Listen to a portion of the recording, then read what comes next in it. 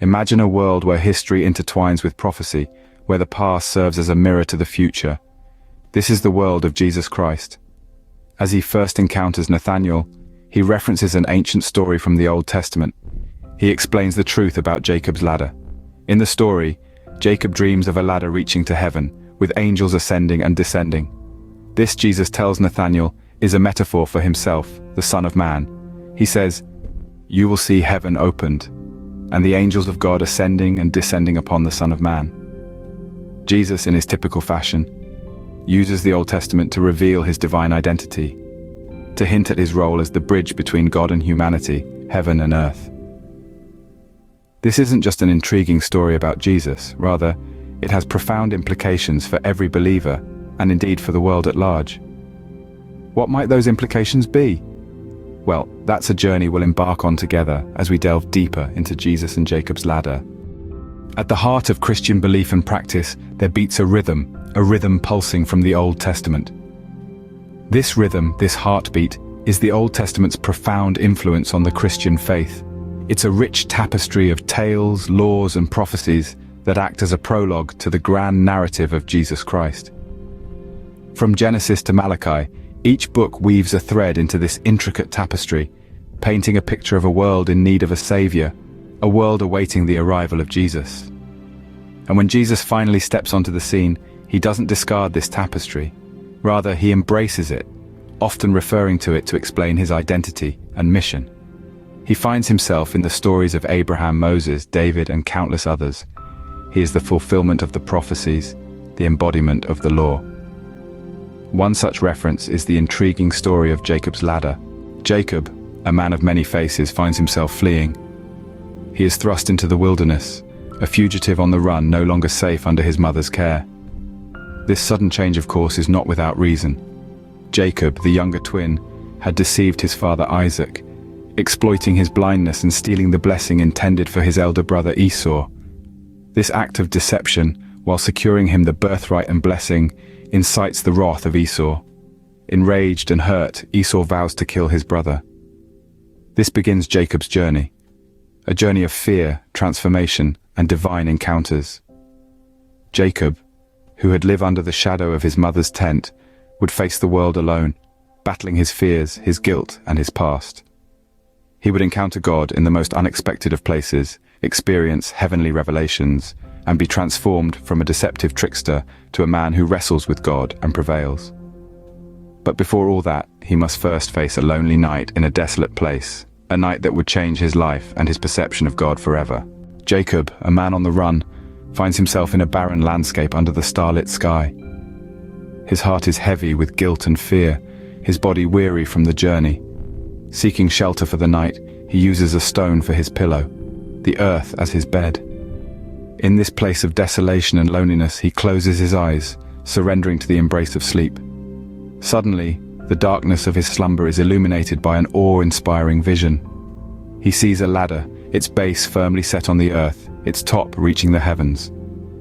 The ladder, splendid and magnificent, bridges the gap between the terrestrial and celestial, between the mortal and immortal, between man and God. On this ladder, angels, those messengers of God, are in constant motion, ascending and descending, engaged in a celestial ballet. They ascend, bearing the prayers and petitions of humanity to God's throne. They descend, bringing God's blessings and promises to the people on earth. This wondrous spectacle is not the climax of Jacob's dream. No, the pinnacle of this divine revelation is the presence of the Lord himself, standing above the ladder. He speaks to Jacob, not with words of condemnation for his past deceit, but with promises of protection, prosperity, and lineage. "Your offspring shall be like the dust of the earth," he declares, "and you shall spread abroad to the west and to the east and to the north and to the south." As the vision fades and Jacob slowly awakens, he is filled with a profound sense of reverence and awe. He realizes that this lonely, desolate place is none other than the house of God, the gateway to heaven. This was not just any dream, it was an encounter with God, a revelation of his presence and his purpose. Awakening from this heavenly encounter, Jacob exclaims, "Surely the Lord is in this place and I was not aware of it." He understands now that God is not confined to a certain place or time. He is everywhere, always present, always watching, always working. even in the most desolate of places, even in the darkest of times, God is there. Jacob's dream was not just a dream, it was reality. Fast forward to the New Testament, where a man named Nathanael is about to have his world turned upside down. Picture this. Nathanael, a man of Israel, is approached by his friend Philip, who speaks of a man from Nazareth, the son of Joseph. "Can anything good come out of Nazareth?" Nathanael retorts, not knowing what lies ahead. Then comes the moment of encounter. Upon meeting Jesus face to face, Jesus says to him with a knowing smile, "Behold, an Israelite in whom there is no deceit." Nathanael, taken aback, asks, "How do you know me?" Jesus answers, "Before Philip called you, when you were under the fig tree, I saw you." This revelation leaves Nathanael stunned. Jesus saw him without being where he was. He realizes he stands before no ordinary man. Overwhelmed, he confesses, "Rabbi, you are the Son of God, you are the King of Israel." But Jesus, with a glimmer in his eye, replies, "Are you amazed by this, that I saw you under the fig tree? You will see greater things than this." And then, the words that echo through the ages, that tie the old with the new, heaven with earth, God with man. "Truly I say to you, Nathanael, you will see heaven opened, and the angels of God ascending and descending upon the Son of Man." A chill runs down Nathanael's spine.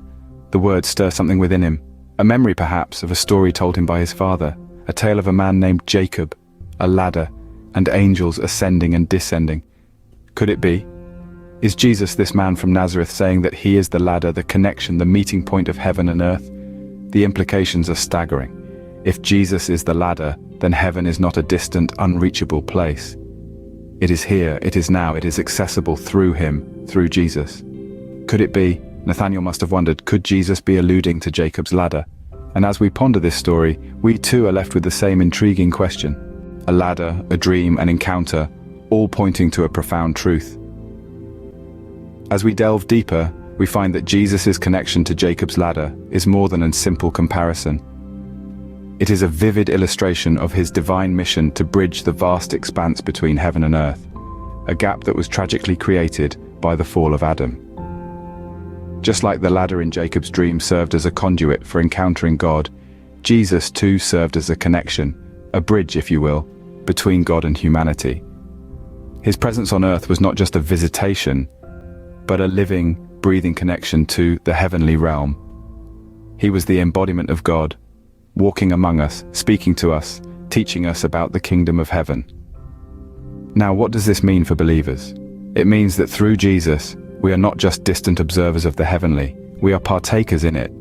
We are connected to God, not through a dream or a vision, but through a tangible, living, breathing person, Jesus himself. It's as if the ladder from Jacob's dream had been transformed into a person who walked among us, talked with us, and ultimately died for us. This connection is not just symbolic, it has profound implications for how we live our lives. As followers of Jesus, we are called to live in a way that reflects this heavenly connection. We are called to love as he loved, to serve as he served, to forgive as he forgave.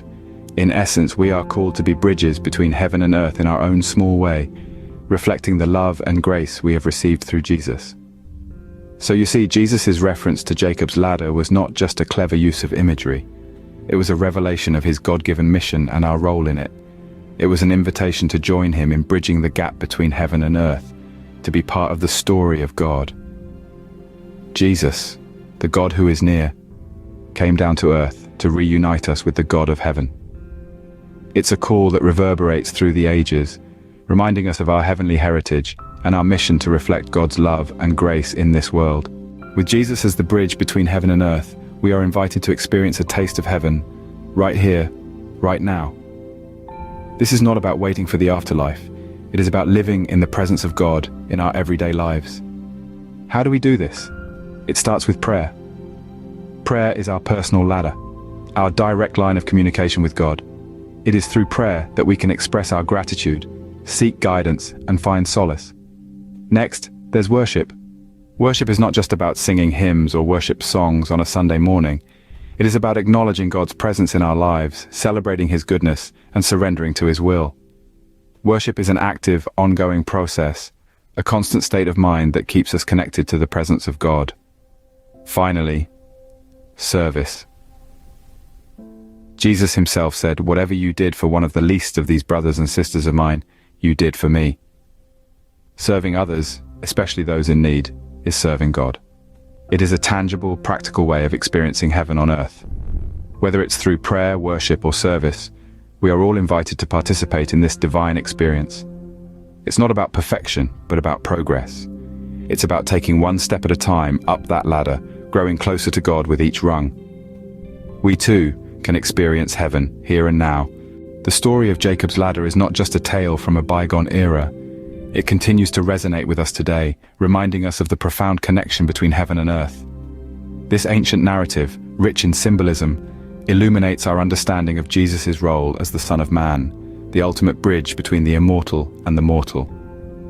Throughout this discourse, we have journeyed through the Old Testament's influence on the Christian life, relived Jacob's dream and the celestial ladder, and witnessed the profound encounter between Jesus and Nathanael. We've delved into Jesus' reference to the ladder, his proclamation of being the conduit for angels, ascending and descending, and the profound implications of these words. We've explored how Jesus, much like the ladder in Jacob's dream, connects heaven and earth, bridging the chasm that was created by the fall of Adam. We've seen the parallels between the God who is near, God with us, and Jesus who descended to earth, becoming the tangible embodiment of God's love.